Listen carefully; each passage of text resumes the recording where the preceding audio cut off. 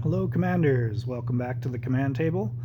I am Mathermar and we are continuing with our journey walkthrough. We are going to be doing the second half of map 2 of the Sky Temple, which is battles 196 through 200. Before we get into that, if you would please like, subscribe, and if you want notifications when I drop new videos, be sure to hit that notification bell.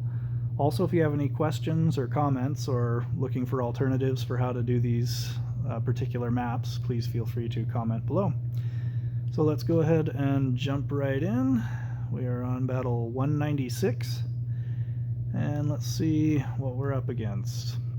Okay, we got a lot of ranged units all around this back circle here, and then we've got the only melee units being the arcane blades. So what I've done to counter those melee units, I've put the Thorn Guards up front with a Draining Spirit. The Draining Spirit is not necessary, but some of you may not have it yet. But you could also use things like placing some Mind Shrooms. I like to put them behind, just because if you try to put them in front, then they may not actually hit them. They might actually blink past them into the Thorn Guards. But if you put them behind, they will blink through the Thorn Guards, but they were guaranteed to hit the Mind Shrooms. It's all a matter of preference, really. You can do it however you want. They're probably going to hit those Shrooms eventually. So this Valkyrie, the closest unit to her are these Thorn Guards. Everything else is way off in the corners or going to be on the other side of the map. So that's why she's way back there, to make sure that the Arcane Blades don't blink over to her and kill her. Now I've got my Assassins to take care of the two Stormcallers, because those are the biggest threats out of this whole mess.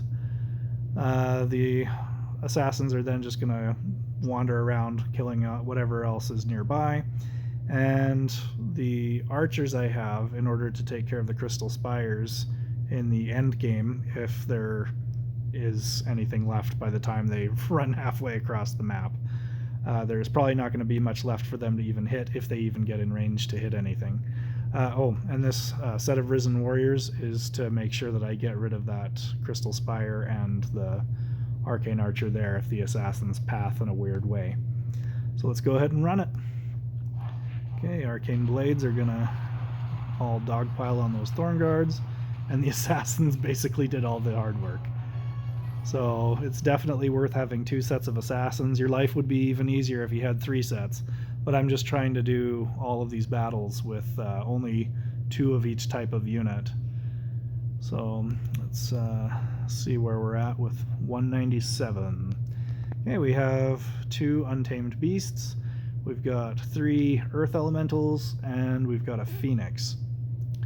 So I've decided that instead of doing the usual bomb bot trick where you put one right in the center and have both Untamed Beasts go after that same bomb bot and blow themselves up, I decided that I was just going to do the Thorn Guard trick and have a Valkyrie heal it and tag the Battle Drummer onto the Crystal Spires.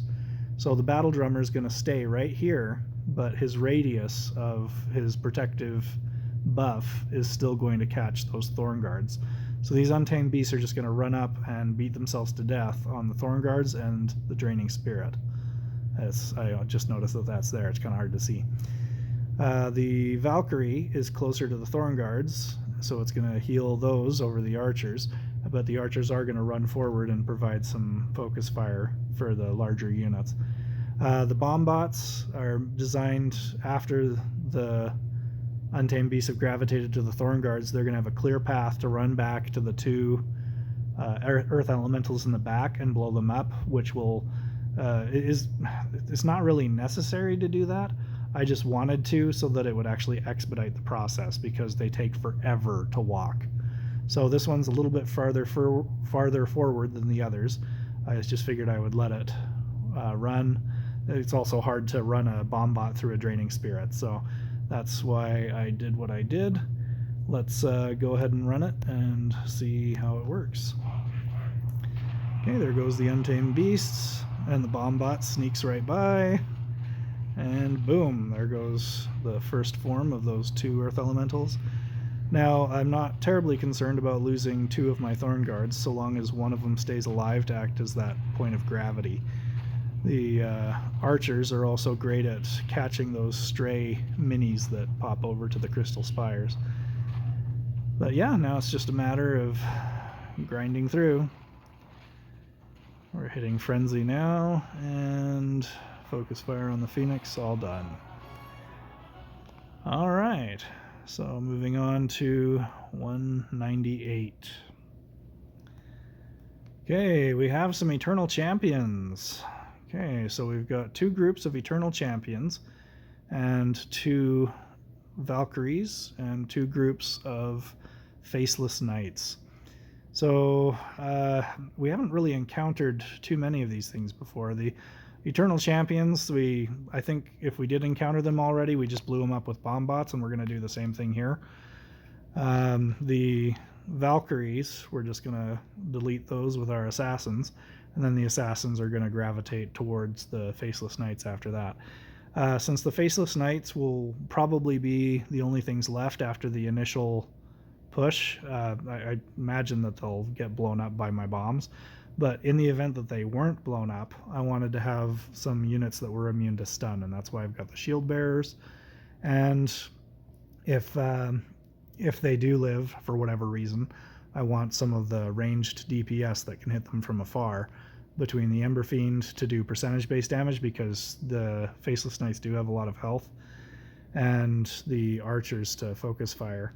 And having both of these be very long range, they're not going to get hit by that stunning melee attack that has kind of a medium range on it.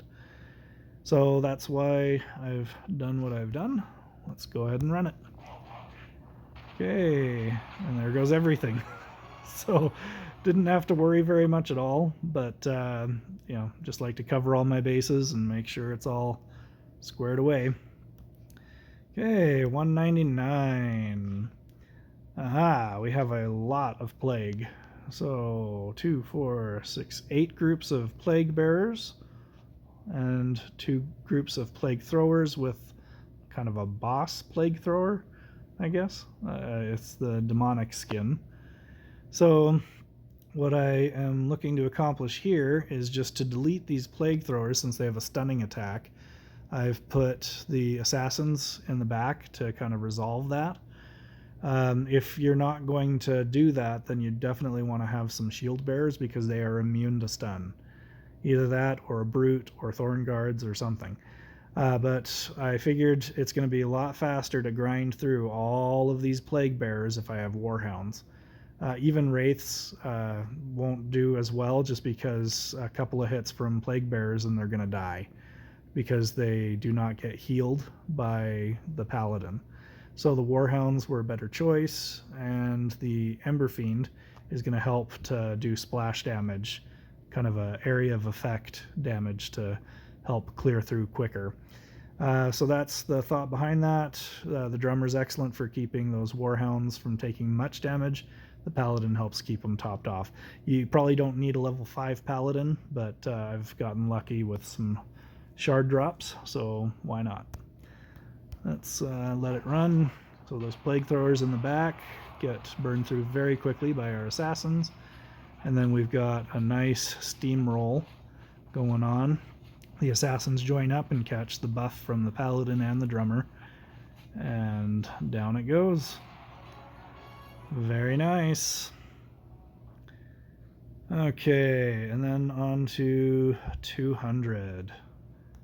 Okay, fire and ice. So we have a Jormag clone, a Volcanist clone, and we've got Earth Elemental and a Phoenix.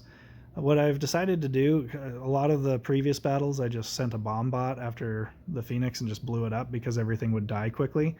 But for this one I was slightly concerned that it would take a little longer to grind through both of these. So I decided it would be better to put the Brood on a leash with the Valkyrie, and he'll be able to take damage from all 4 of these things without dying because the Valkyrie has a very stout heal. Yes, any burn damage would do percentage-based damage to the Brute, but you only have the 1 burn. So even though there's 2 units that apply burn, you can only have 1 burn on them at a time. So I figured that wouldn't cause any problems. The Brute's going to be able to hold everything at bay while the ranged DPS does its job. And then I put both groups of assassins to knock out Volcanus.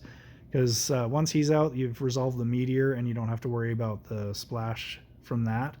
Not that I would have to worry too much because I've got this barrier monk. The barrier monk's just to soak whatever initial meteor gets shot.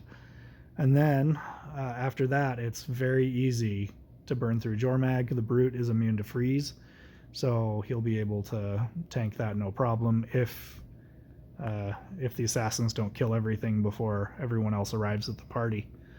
So let's go ahead and run it. Okay, assassins are going to take out Volcanus first. And look at his health, just zip right down. Nice. Okay, now we're going to get through the other smaller units. Burning through, grinding through those earth elementals, just takes a few minutes. The earth elementals are now immune to fire, as opposed to several weeks ago, before they added that immunity. So Ember Fiend is not ideal. And there we go. Brute immune to freeze, able to soak that freezing pulse. So there it is, all the way through Battle 200. As you can see, we have more battles on the way for you. We'll be recording those shortly. So please do like and subscribe, and check out thecommandtable.com, where we have tutorials, raid strats, and coming soon we will have merchandise and a comic strip. Thank you for watching, and we will see you soon.